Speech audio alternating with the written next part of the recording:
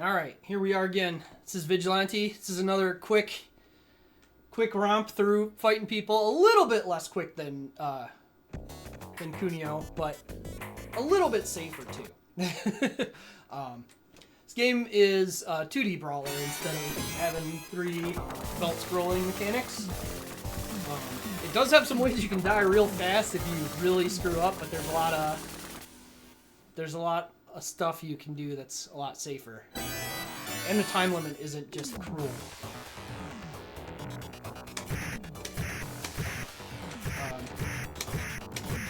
So yeah, for the most part, you don't actually have to fight that many enemies. You really want to progress the game. There's some butts. And the good sign. This game has some really interesting background stuff.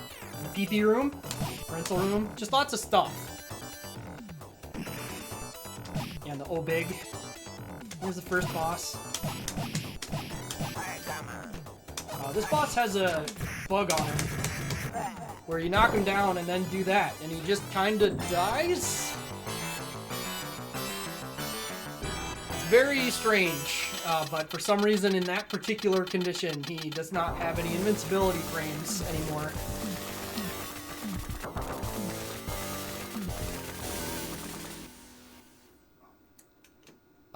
Stage 2 introduces a lot of new enemies, a couple new enemies, but I'm not going to see any of them. By these guys you can just kind of build up and walk behind, or walk in front of, and they can't quite catch up with you.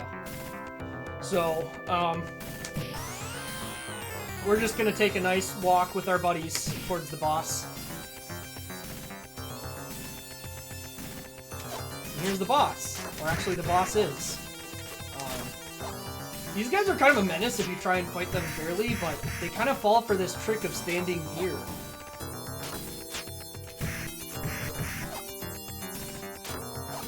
And you just kick them. It's pretty, something.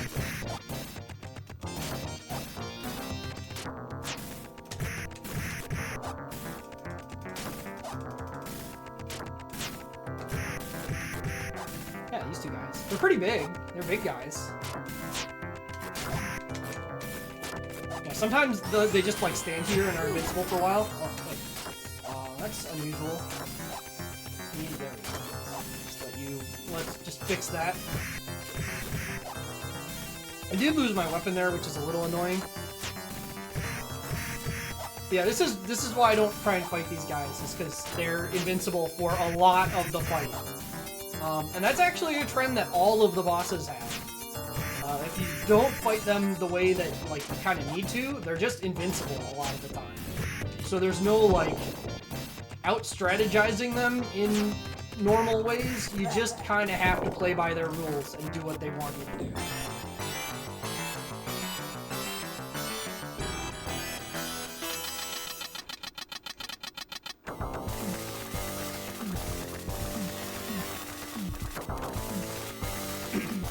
Stage 3, the bridge, starts out with some motorcycles that you don't treat with respect.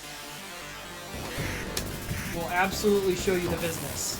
They can come from either the front or the back. If they come from the front, you can just jump over them and keep walking, and they will get despawned. If they come from the back and you try and do that, it will not work out well for you. And the motorcycles explode, which does hurt you.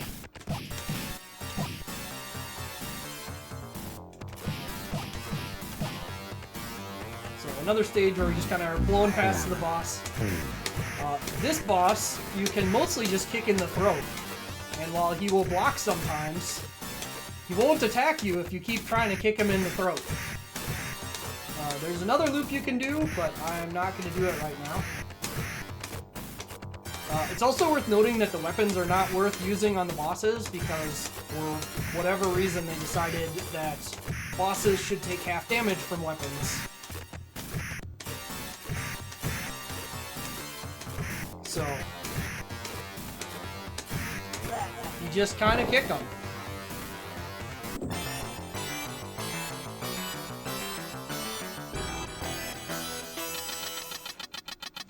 Alright, Stage 4 starts having some kind of dangerous enemies spawn.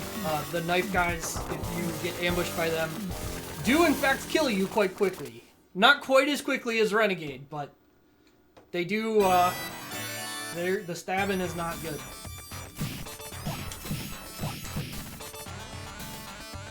They're also just like pretty tough to fight if you don't have a weapon, because their range is pretty high.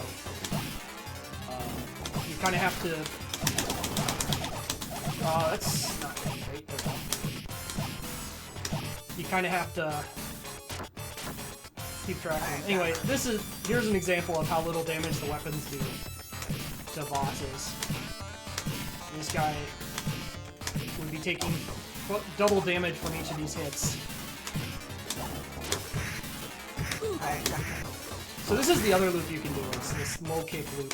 This works. This boss and the previous boss actually work exactly the same. So you can do either loop on either one. I do the other loop on the first one because it leaves them right up against the exit. Whereas this one you need to push backwards anyway.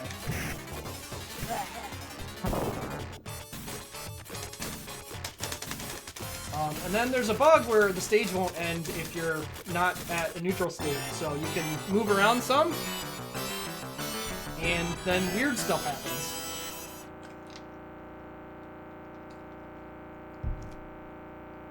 We do a magic trick.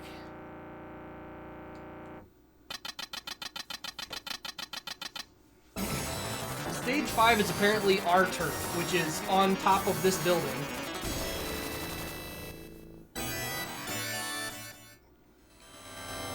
So here, if you low kick the first 3 guys and then jump over the next one, you can progress above them a little bit. Unfortunately, because I didn't have a weapon, I kind of got held up there and got grabbed, but you can kind of like go fast on that. Here you can make this jump with like a 1 or 2 pixel leeway.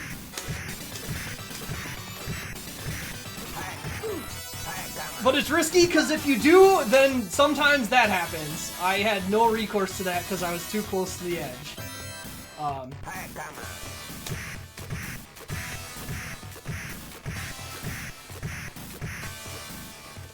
But yeah, this guy, you basically just have to trick him into kicking.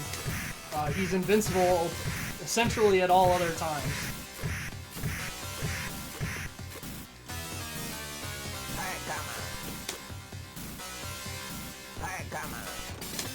He's also like, I don't know, 10 feet tall or some nonsense. He's a big boy. He ate all his Cheerios, and all his brother's Cheerios, and all his siblings' Cheerios. Anyway, we can once again break the scripting here a little bit while we rescue her. And now she's gone. And there she is. I didn't run the timer, because I'm a smart man. You win! Well...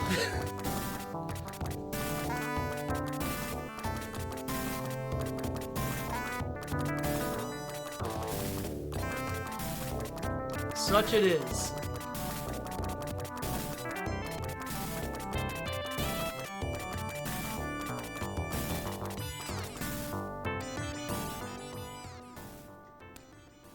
Yeah, and for beating the game, I placed 7th on the scoreboard. Come get some.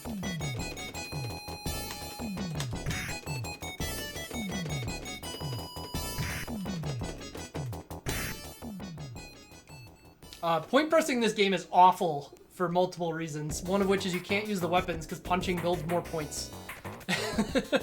Anyway, I'm ready to switch.